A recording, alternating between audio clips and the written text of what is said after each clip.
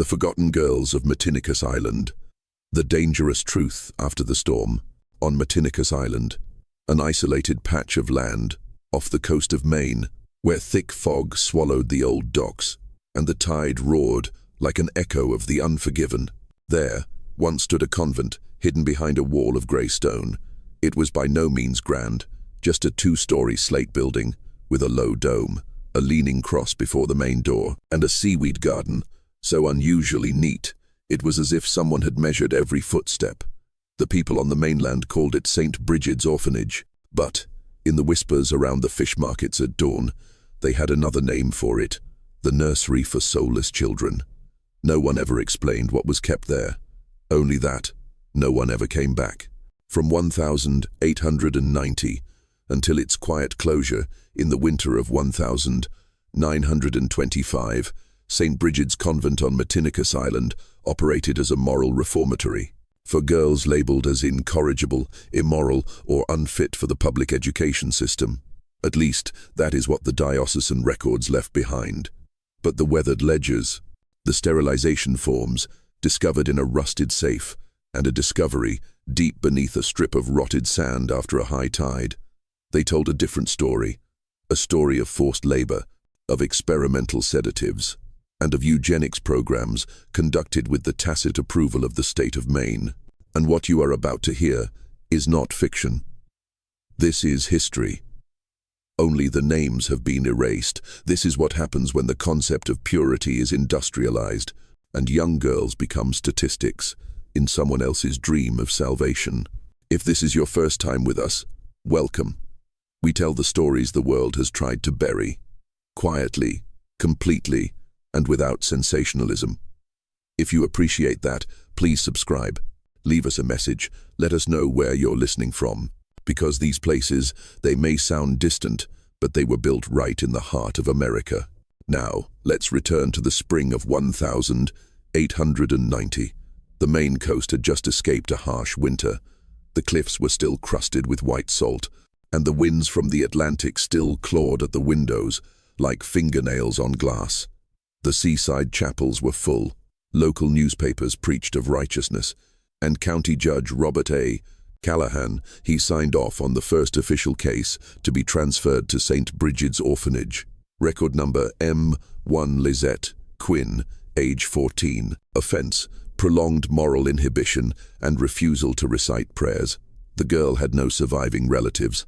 She had once been caught singing alone on the rocks before being baptized. That was enough. St. Bridget's was founded by the Society of St. Isidora's Reformatory Sisters, a Catholic charity quietly funded by the state of Maine and later by the Portland Foundation for Genetic Biomedical Research. A name you will not find in any official history. The convent was run by a woman named Ilara Bon, a former post-war nurse, revered by the society as a symbol of compassionate discipline. Ilara wore only ash-grey robes and often spoke of washing the depravity down to the very last cell. And she was not alone. The staff included an unlicensed doctor, a German chemist hired to stabilize temperaments by formulating reformative solutions, and two nuns who had not taken their final vows, Sister Miriam and Sister Constance. They were responsible for overseeing piety and order in the dormitory. They all lived within the convent. No one else was permitted to step past the stone gates by the sea cliff. To the public, St. Bridget's was a resounding success. Bulletins from the parish church praised the quiet modesty of the girls brought back to the mainland. Having become devout and fit for service in Catholic homes, rare photographs show young girls mending nets, stacking prayer books, and folding their hands to read the Bible in perfectly straight rows. But what no one saw were the bruises hidden beneath ribboned collars, the sudden, unexplained fevers, and the silences so long they were soundless. In 1952, a team of coastal geological surveyors, in an effort to reinforce the foundation against erosion, discovered a rusted sewing box deep beneath a sand dune at the edge of the old seaweed garden. Inside were 8 scrolls of linen, hand-stitched with thread the dark red color of sea salt. Each scroll contained fragments of rotted paper, handwritten names, crude drawings, and disjointed thoughts. They were unsigned, but one sentence was repeated, relentlessly. They called us the rotten moss. Soil analysts later confirmed the sand in that area contained unusually high levels of mercury, nitrate, and neurodepressive alkaloids. A soil not meant for planting, but for forgetting. So what happened here? How did a reformatory convent become a genetic experimentation facility? How did these engraved memories come to be hidden in the sand, mixed with rotting oyster shells? And why did the state continue to quietly fund this place for nearly 2 decades, even after multiple deaths were recorded simply as failures in reformation? To answer that, we will have to follow the paper trail, the local court sentences, the coded lists of dispensed medications, the censored letters sent from the island to the mainland, and one girl who tried to record everything before her voice was taken from her. Her name was never entered into any admission ledger, but she left behind something the tide could not wash away. A large seashell, carved with a rusty nail, buried deep beneath the roots of a dead saltbush. On it were 5 words, the strokes trembling, but sharp: "Do not sow what can scream." In 1889, the Maine state legislature passed an act. It was called the Coastal Moral Reform Appropriations Act. This act allocated state funds to religious institutions, providing instruction in domestic arts and coastal labor for young women at risk of moral decline from the ages of 9 to 18. On paper, it was seen as a post-Civil War effort to combat poverty, juvenile delinquency, and the loss of feminine standards in a society transitioning to an industrial age. But hidden deep in the text's language was a fatal loophole. No one defined what "at risk of moral decline" meant. That meant any girl could be committed. And that is when the Society of St. Isidora's Reformatory Sisters stepped in. Founded in 1886 by Veronica Bellamy, the widow of a fishing captain and a fervent Catholic from Rockport. The society began as a moral auxiliary group, distributing pamphlets denouncing licentious lifestyles in port towns. But within 3 years, it had expanded into what a surviving internal handbook called a movement for the restoration of lost femininity. Veronica was not alone. The Society's board included the wife of a Maine Supreme Court justice, the daughter of a doctor associated with Bowdoin Medical School, and the 2 sisters of a Jesuit bishop. They were all committed to one ideal: to cultivate future devout wives through structured discipline. They were not cruel, at least not in the way most of us imagine cruelty. They believed they were saving the girls. They believed that disobedience was contagious, that trauma could be expelled with labor and medicine, and that women who refused to submit were a genetic threat to the foundations of society. This was not just faith. This was early American eugenics, hidden in cassocks and old leather gloves. By 1890, the Society of St. Isidora's Reformatory Sisters had secured full funding to build St. Bridget's Orphanage, a pilot facility for what, in internal correspondence, was discreetly called a piety positioning convent. According to letters discovered in a locked file cabinet in 1993, the convent was designed as a living experiment for 3 hypotheses. Could disobedience be extracted from the female form? Could sterilization be justified if it took place under the guardianship of nuns? And could society reduce future burdens by purifying girls now? Publicly, the society still held fundraising tea parties, issued small prayer books, and promoted reformation through compassion. But behind the closed stone doors of the convent, they spent money on sedatives, on iron wrist restraints, and on mercury-based preparations absorbed through the skin. An invoice dated April 1892 reads simply, 8 doses of cognition, weakening solution for subjects unfit for matrimony, to be used in rotation in the algae cultivation area. Ilara Bond, the convent supervisor, wrote monthly reports to the board in Rockport. A few of them have survived. One handwritten report states, 2 girls hemorrhaged after the 2nd dose. One has been transferred to the mainland on schedule. The other is now quiet. Her posture is much straighter. Another reads, we tested the new solution mixture during the psalm singing hour. The slow response rate pleased the doctor. He believes docility can be made permanent within a week. One society member, Mrs. Hester Crane, proposed a commemorative gift to be sent to families instead of returning the girl. A small box would be mailed, containing something seemingly comforting, a sea blue ribbon, a cross-stitched Bible verse, or a lock of hair tied with beeswax. Never with a letter, never with an explanation. By the end of 1896, more than 160 girls had passed through the stone gates of St. Brigid's orphanage. Only 43 were recorded as having been officially discharged. The rest were marked as transferred, returned to original care, or simply no longer suitable for reformation. No graves were recorded in the records. No headstones bore their names. But the sandbanks by the convent's western wall, where salt bushes and wild algae grew thick, always seemed overly fertile after each tide receded, especially after the first salt frost of the year. And there was one more thing. In 1897, a deliveryman named Clinton Morse left a note in his logbook after refusing to carry another crate of hymnals. He wrote, "Doesn't feel like books. Too heavy. Sounds like liquid inside.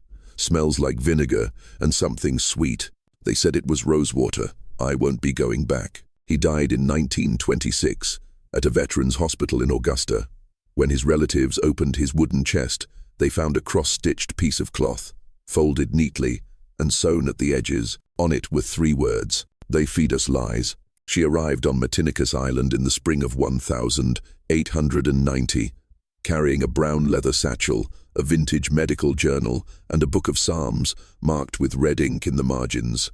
Elara Bonnet, 48 years old, a widow, childless, a former nurse at a field hospital near Portland. She had no formal theological training, yet was celebrated by the society as the embodiment of Christian discipline. To the girls at St. Brigid's Convent, she was known simply as the supervisor. Her philosophy, never officially published, was later found scattered in copies of the house rules, embroidered on tablecloths, and recited during orientation hymns. She called it the doctrine of the proper tide, a metaphor she claimed was revealed to her in prayer during high tide. The girls, she said, were streams trapped in the wrong currents, bending, overflowing, carrying toxic silt. The world had set them astray, the cities, their families, and their burgeoning desires. But if they were calmed, cooled, and drained under control, they could become clear water. Except for a few, she warned, who were reef rock, not meant to be bent, only to be submerged. In an undated scrap of paper, she once wrote, "God made 2 types of water, the shallow that can be filtered and the bottomless abyss. The first can be channeled, the latter must be sealed. Do not try to water a garden with salt water." Elara did not classify the girls by age or circumstance, as the records required.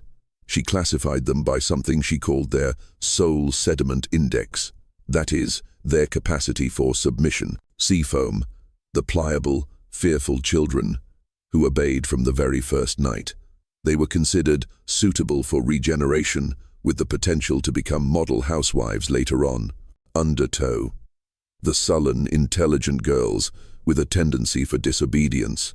They did not resist openly, but fought back internally. They were given daily sedatives. They slept in the stone rooms of the basement and were not allowed to make eye contact with the sisters. Reef rock, the children who challenged authority, who talked back or stared at the crucifix as if challenging the Virgin Mary. There was a case of one who scratched her own blood onto her bedboards. These children were classified as morally sterile, meaning unreformable. They were not put to work, not allowed to participate in prayer, never spoken of a second time. No one ever saw a reef rock girl past her first week on the island. Their names were struck from the residence ledger. Their beds were cleared. The cloth patches, embroidered with their names, were removed and burned. Some said they were given back to the sea, but no one ever witnessed it actually happen. Elara established a strict regimen. She called it the 3-threshold purification. Every girl new to the island had to undergo 3 stages. The wave calming, 72 hours of complete isolation. No talking aloud, no mirrors, no writing paper. They were fed only thin gruel and diluted tonics. The only sound they were allowed to hear was the recitation of psalms, which took place regularly at the lowest tide of the day. The salt labor. 7 days of continuous work in the salt marsh behind the convent. The girls were assigned to carry salt from wooden troughs, dry oyster shells, and crush seaweed, always barefoot. Regardless of the winter or the skin-cutting sea wind, any behavior that broke the line was noted in the sediment log. Ovri, the night of refinement, a mysterious purification ritual that took place in the stone chapel, a place with no windows, lit only by blue oil lamps. No one knew what happened inside. Only Sister Agnes, who was mute, was allowed in and out. After the ceremony, the girls' behavior would be re-evaluated and reclassified. No photographs survive from the night of refinement, but according to the testimony of 2 survivors, the only ones who ever spoke out in old age, the ritual involved a high-backed wooden chair, a blindfold of thick cloth, and a machine with a spinning wheel that emitted a whirring sound, like a dying rusty organ. One, who was sent in 1892 at the age of 12, for laughing at inappropriate times and unseemly gestures, whispered in a nursing home, "She made us hold granulated sugar on our tongues. If you swallowed before the bell chimed 3 times, your head would be dunked in a tub of salt water until you couldn't breathe." The other mentioned a pale blue light, the smell of honey, and small masks worn when the wind changed direction. Most of their memories seemed to dissolve in a fog. It was unclear what was real and what was a product of sedatives and decades of trauma. In 1991, a major storm, with an unusual tidal surge, damaged much of the paper archives of the main religious historical society. In the pile of soaked records, only one sealed envelope survived. Inside was a yellowed page titled Coastal Screening Report, Spring 1893. Next to each girl's name was a symbol and a column labeled Formability Potential, Domestic, Committable to Asylum, Not Viable. Next to the name Edna Jo K, age 13, it read, Reef Rock. Not revertible, prolonged mutism, no return, no discharge record, not to be mentioned again. That same spring, the sand dunes north of the convent were built higher. 4 new salt bushes were planted right at the foot of the wind-blocking wall. Beneath each bush, the soil was strange, compacted, mixed with salt, ash, and eroded shards of pottery. Decades later, in an effort to preserve the convent's ruins, a secret drawer was discovered in Ilara's bedside table. Inside was a half-burned rosary and a piece of rough cloth, embroidered with 7 X's in red thread. 1 X for each unrevertible girl. Ilara was never put on trial. She died in her bed in 1908, her lungs filled with fluid, her lips stained the dark brown color of sedatives. No one claimed her body. There was no eulogy, but the last line she wrote, tucked between page 1273 of her personal psalm book, was still clear. Some gifts must be buried to be considered pure. His name was Dr. Heinrich Klein. He came from Cincinnati, under a false name, signed in blue ink on the employment records of the Coastal Women's Morality Society. The diplomas he carried claimed he had studied neurochemical balance in hyperactive women in Munich, in the post-Franco-Prussian War era. However, no immigration or academic records confirm this. The only thing that was confirmed was his shadowy history of transfers, medical stations in New Hampshire, a nursing home in Vermont, and a now nameless children's reform camp in Ohio. Each posting ended with complaints of incorrect dosages and a lack of treatment records. In late 1885, Klein was invited to St. Brigid's Orphanage to take on the role of formula supervisor, a title described in his recruitment letter as one who formulates mixtures to enhance feminine virtue, maintain a state of internal order, and inhibit improper emotional displays.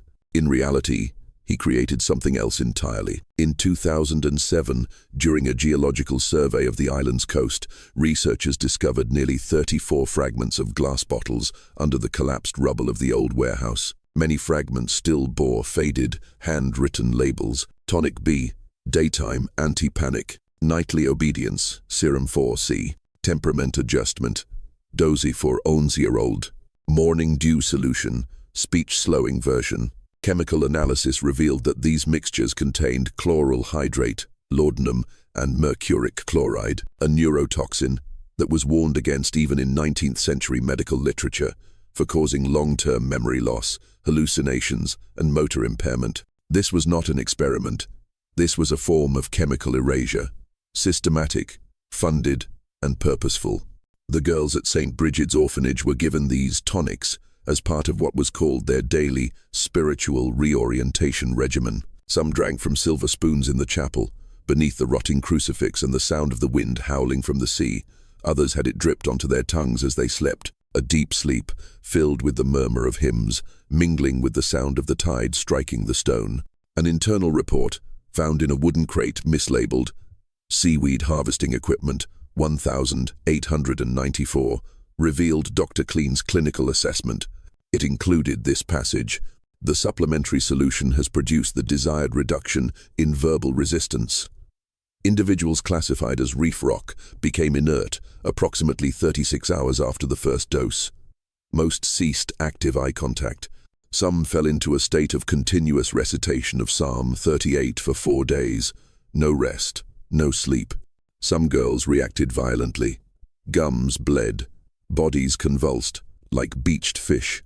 Those were marked for rotation to the salt marsh, a phrase historians now believe was a euphemism for disposal. Beneath the dark mud, deep in the dead seagrass, residual levels of mercury and opiates were found, the only trace of the forgotten names. To control the dosage, Clean devised a cruel but effective method. He concentrated the medicine into small crystals, then coated them in sugar cubes, distributed to the girls during breakfast or after each singing practice. Some children mistook the sugar for a reward. Others soon sensed something was wrong and refused to swallow. To counter this, Clean drafted a proposal. It is now held in the main state archives. The final passage reads, "If sugar is seen as mercy, we must teach that it is obedience. Hunger will reinforce the lesson. Those who refuse to swallow will quickly learn to forget." A piece of seashell, discovered during an excavation of the island's edge in 2008 with shallow and crooked carvings, provided a rare glimpse from inside the convent's saltstone walls. The words, scratched with a rusty pin, "The sweet ones sleep first. Their eyes forget to close. Their prayers are mixed up." Dr. Clean never wrote letters home. He lived in a stone shed, attached to a greenhouse for growing parsley and dried algae. He rarely left it, except for dosage checks, but he left behind extremely detailed, cold, and coded handwritten records. In one surviving leather-bound notebook, Clean graded the girls according to their submission gradient, a term he borrowed from seaweed grafting techniques. The highest score was recorded as follows: Subject J, age 11, completely flattened by day 5, does not speak, eats when instructed, blinks to the metronome signal, an ideal baseline model for the next batch.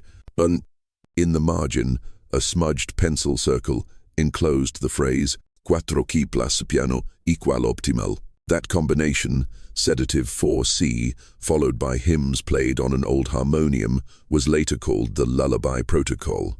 After each session, a few girls would sit motionless in the stone courtyard, eyes wide open, lips murmuring nonsensical melodies, as if they could still hear the music. There are signs that Clean tried other additives, digitalis, microdoses of arsenic, and sedatives used for marine mammals. One compound was tested on rabbits in the convent's basement.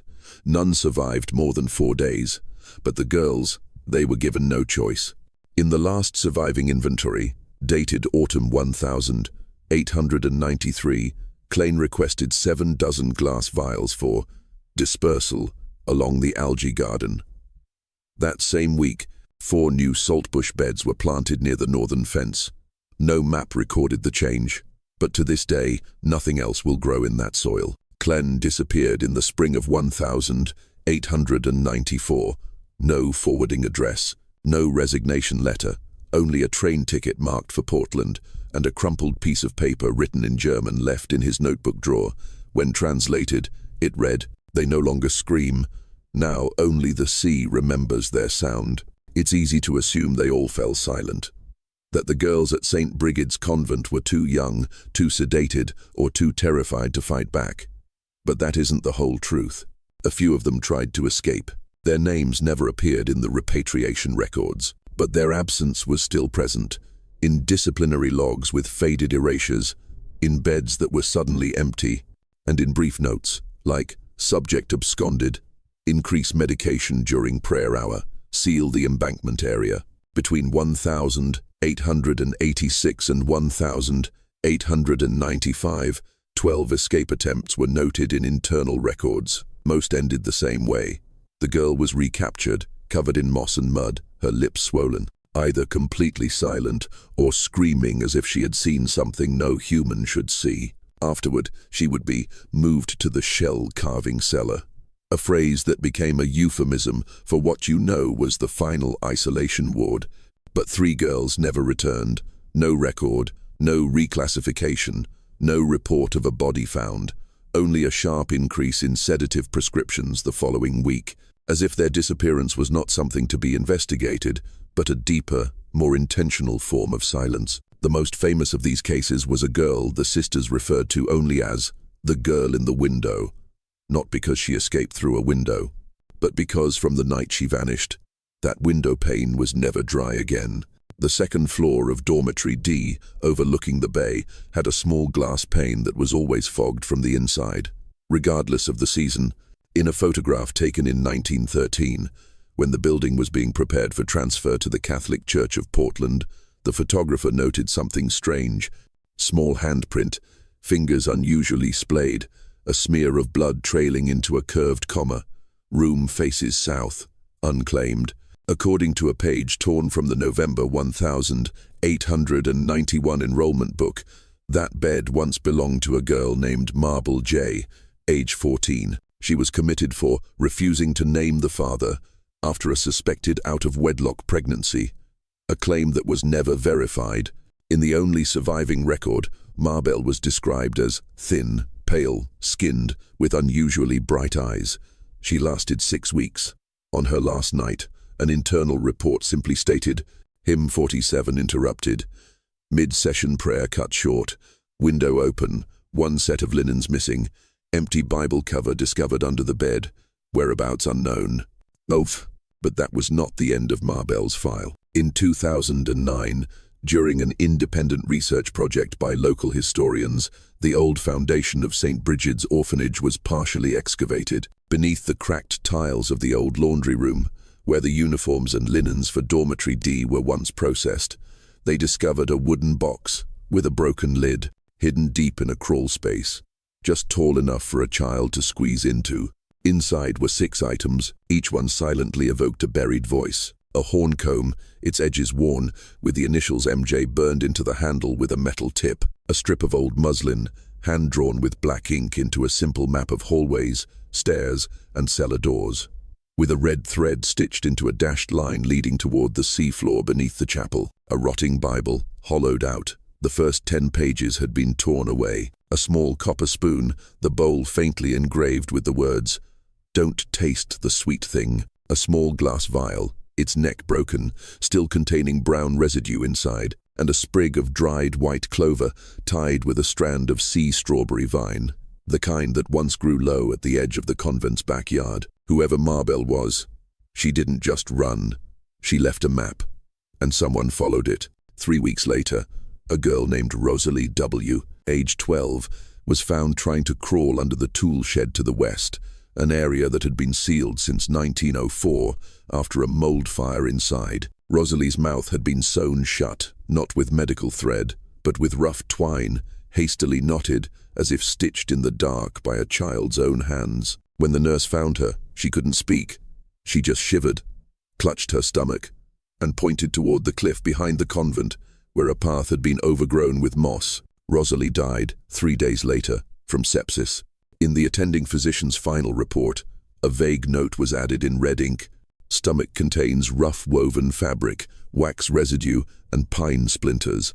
Victim appears to have attempted to swallow a hand-sewn object. No newspaper reported it. No one was investigated. But the back garden was tilled 3 days later. All soil samples were said to be for growing herbs for the kitchen. Years later, during an effort to restore the old chapel, under the stage floorboards, where the organ and confessional once stood, a hymnal was found, its spine broken.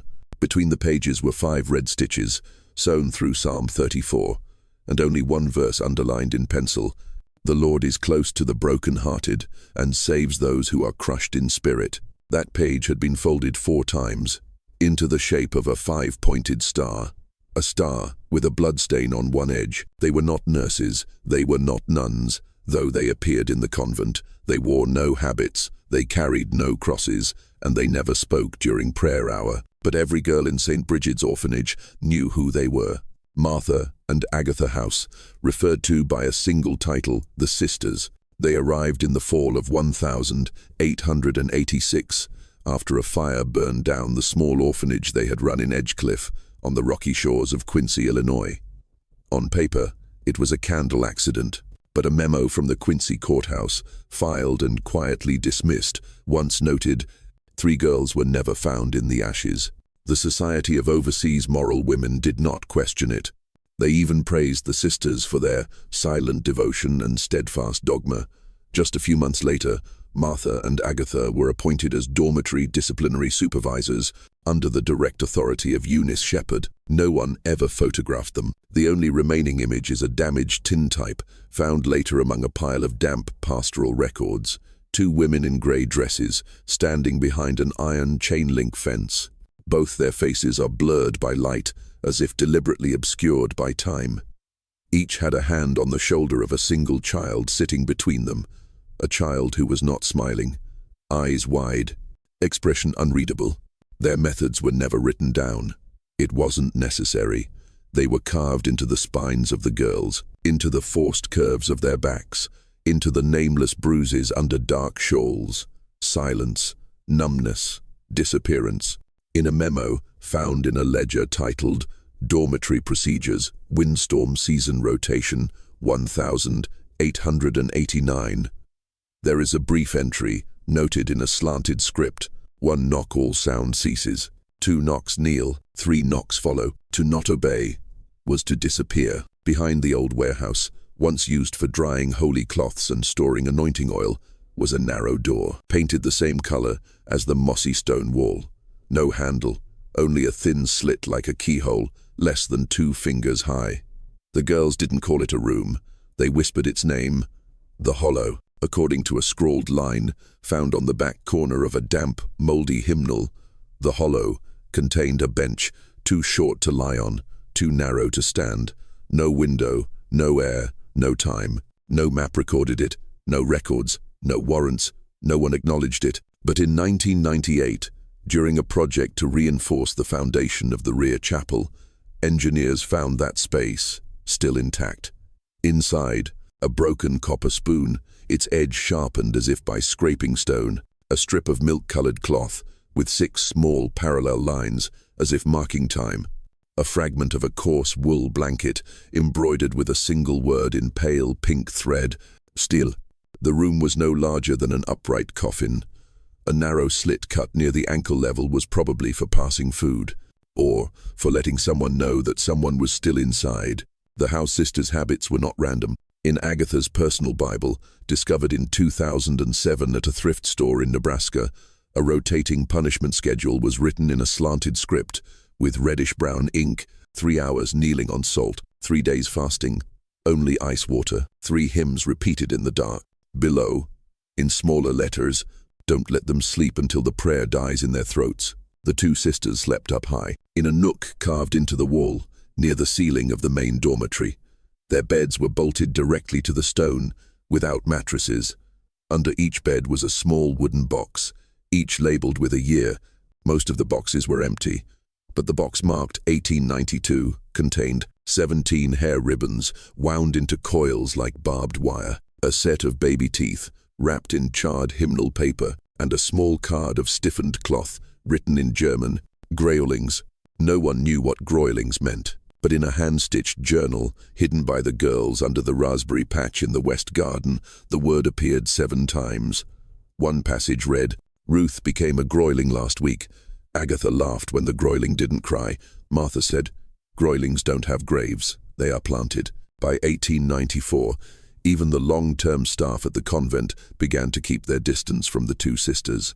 In his final formulary log, Dr. Heinrich Kleene wrote, The sisters proposed a permanent reduction of light in dormitory B.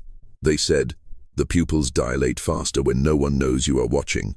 I refused, and I will not go into the garden anymore.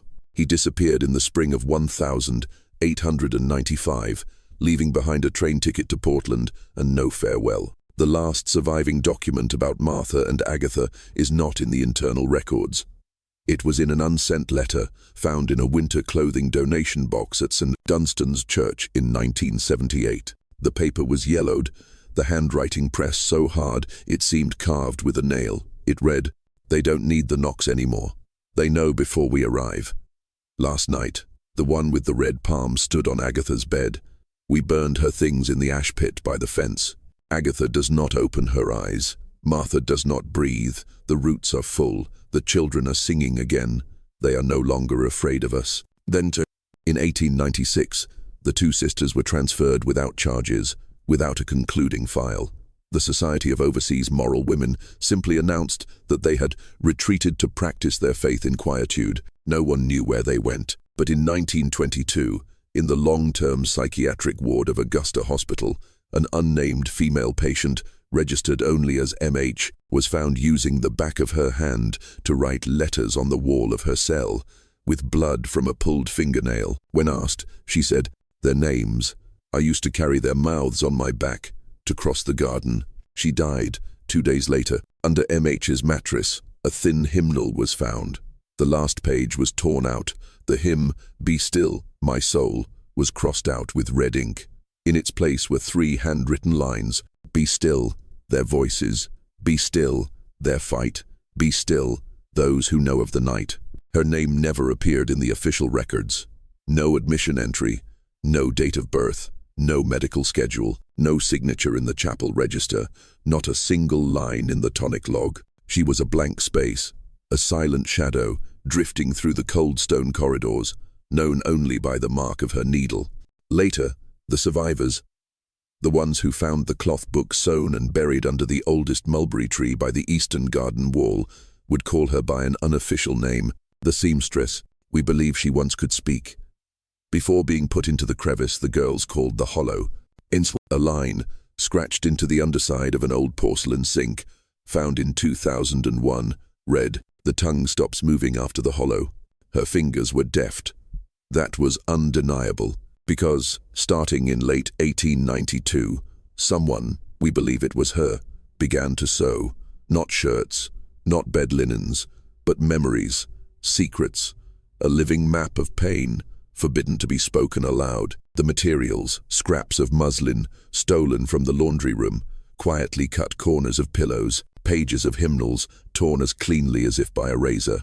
Red thread, strawberry vine thread, a few stitches made with human hair. A total of 32 cloth pages were found in 2007, wrapped in oilcloth, hidden in a child's leather satchel under the old laundry floorboards, next to a fragment of a female pelvis. The content inside could not be categorized by any archival system. This was not a diary, not a letter. It was living proof, a resistance, stitched in silence. Some pages were just a network of red threads, like tree roots.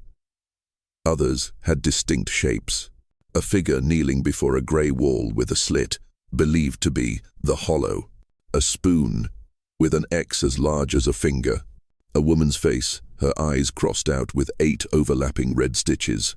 9 hand-sewn windows, one completely torn away. Page 14 is where language reappeared. The sweet ones sleep first. The groylings do not return. 1. The word groyling also appeared in the journal buried under the strawberry patch, understood to be the girls who had permanently lost their voices and had no graves. The last page was the most terrifying, a crudely embroidered map of the garden. 7 red knots, each numbered. Beneath it all was a single word, stitched with human hair. Still, forensic analysis confirmed that most of the thread was cotton, but 3 pages were stitched with protein fibers.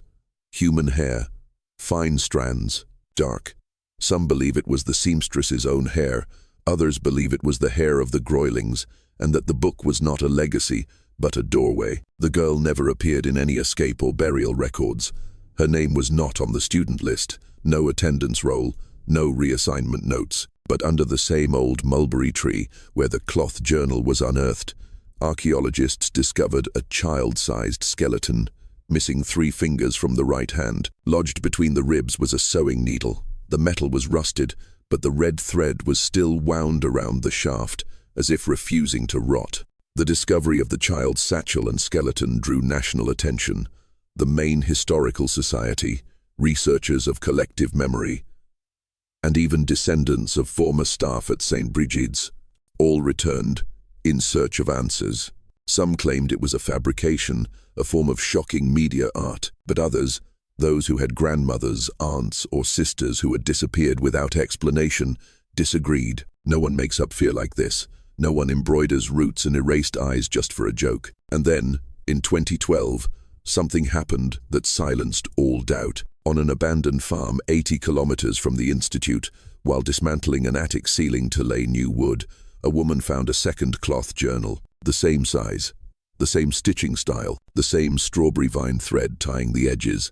Inside was 7 new pages, and on one page, a sentence was embroidered directly with grey thread. "If you find me, they won't. They don't like red. They bury the red." In the bottom right corner, 2 letters stitched in pale thread, MJ Marbell, the girl in the window. That meant the seamstress hadn't just recorded, she had taught others how to record. No one knows how these cloth pages were secretly stitched, hidden, and circulated. No one knows how many more exist, buried under gardens, roof tiles, chapel floors, or inside the cracked walls of memory. But now, people understood she was not forgotten. She was living memory. And those who had been silent were now still speaking, with red thread, with cloth folded into stars, with blood. At first glance, the mulberry garden behind St. Brigid's orphanage looked unremarkable. Just rows of scraggly trees with dark berries leaning with the sea wind. But the ground beneath them was always different. It was softer, as if it never fully dried. It gave way easily, as if waiting for a small foot to step on it again. And in 1902, when the Institute officially closed, a final worker wrote in a letter home, "The earth at the end of the garden feels like it's breathing. I swear, at night I hear something shifting under the trees." No one dared to dig, not officially. The garden was abandoned. Seagrass grew tangled in the roots. The mulberry branches twisted together into strange spirals, as if contorted by hands that had once screamed without being heard. It wasn't until 2007 that an independent research group granted access to the abandoned Institute grounds to map Maine's coastal history, finally excavated the garden. What they found was not in any diocesan record, not marked, not reported. 12 mulberry trees, 12 depressions, each tree unnaturally fruitful, even in winter. Each depression was covered by a layer of moss as soft as a sponge, and every time the soil was turned, a faint, fishy smell arose, like old blood in salt water. 7 shallow graves were discovered. No headstones, no coffins, no names. Grave 1, the bones of a girl, about 11 years old. Her hands were tied with muslin. A copper spoon was wedged in her jaw. Grave 2, 2 skeletons, joined at the shoulder, as if they had been embracing a death. One skull was severely dented. Grave 5 ampere rusty metal tag, engraved with the words, "Groiling number 12. Grave 7, no intact skeleton, only tattered shreds of red-threaded cloth, the same kind used in the seamstress's cloth journal. None of the bodies matched the Institute's records.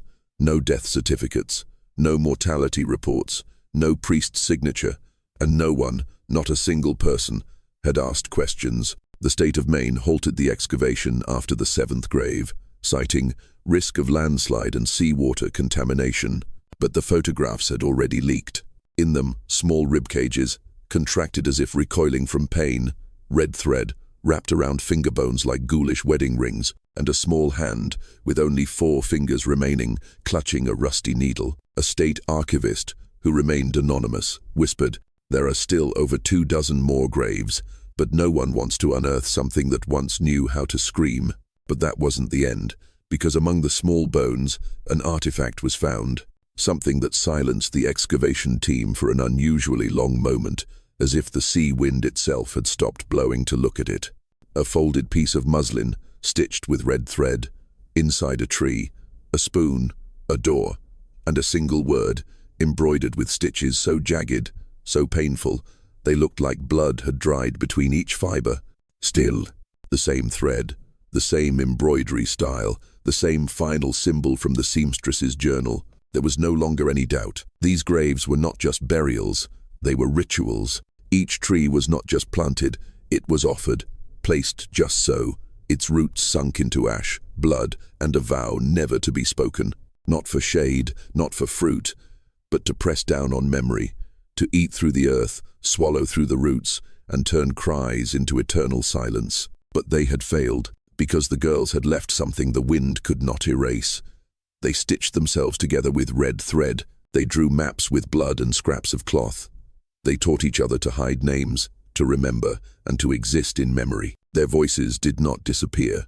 They just changed form. It is in the rhythm of a spoon tapping on cold teeth, in the crack of a door where the wind whistles like a whisper, in the mulberry trees that bear fruit out of season, as if each berry is an unspoken word. And somewhere, under an old tree, another cloth page may still be waiting to be unearthed. A sign, a red thread, an answer not yet rotted away. Still here. Unheard, but still here.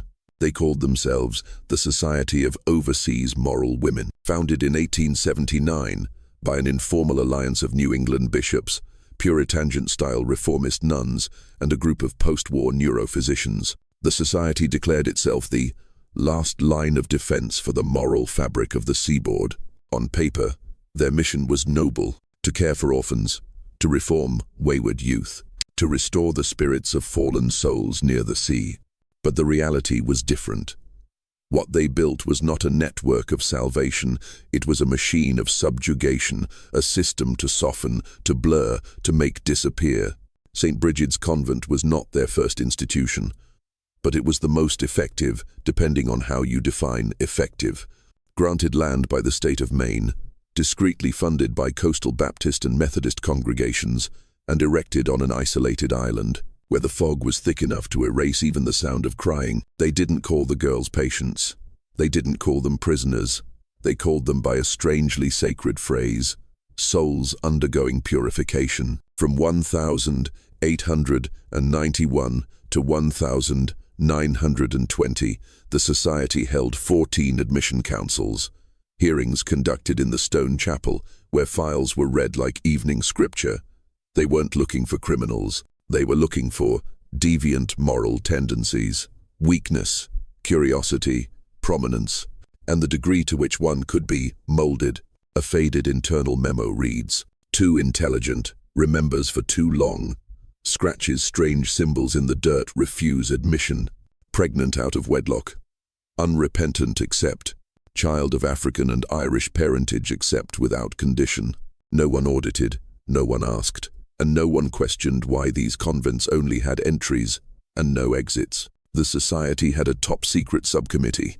It did not appear in any funding reports or church minutes. It was mentioned only in double-locked shorthand notes at the Coastal Religious Archives under the vague name Sub Division 5. Their role was not care, education, or prayer. It was moral biological selection.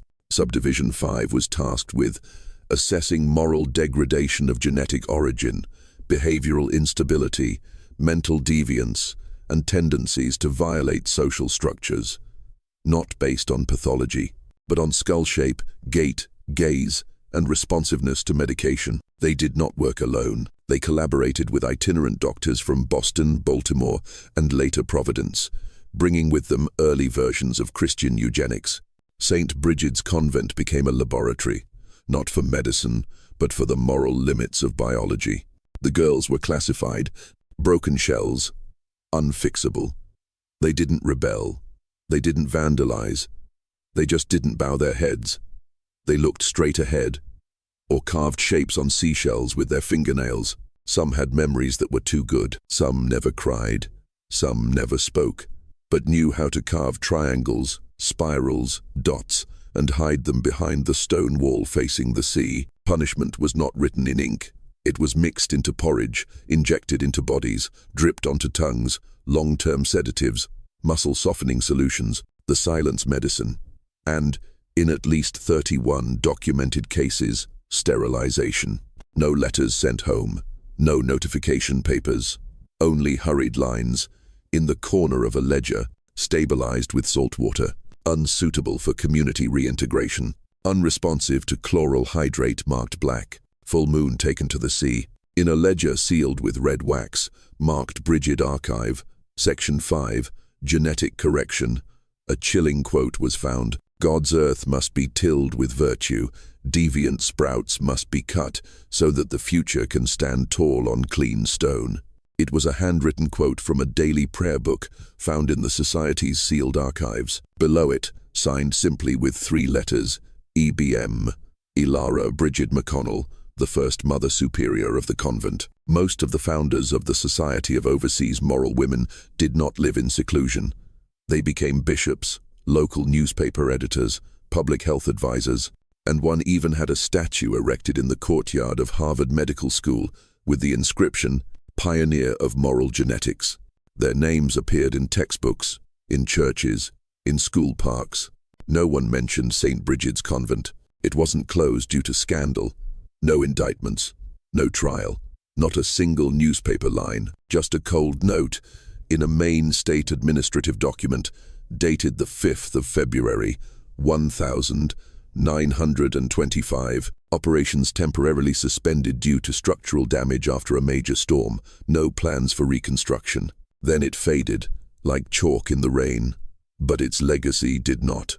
It floated in stories told around fires. It lay deep in attics, in cold stone recesses, in carved seashells, in muslin scraps hidden behind stone walls, and in the unyielding memory of girls no one named. And then, in 2015, the unexpected happened. A descendant of a nun who had served at Brigid, an elderly woman living in Gloucester, while liquidating her ancestral home, donated a hand-locked cedar chest to the New England Historical Society. Inside a layer of tattered oilcloth was a bundle of wax paper tied with red hemp thread, sealed with wax bearing the symbol of a winged cross.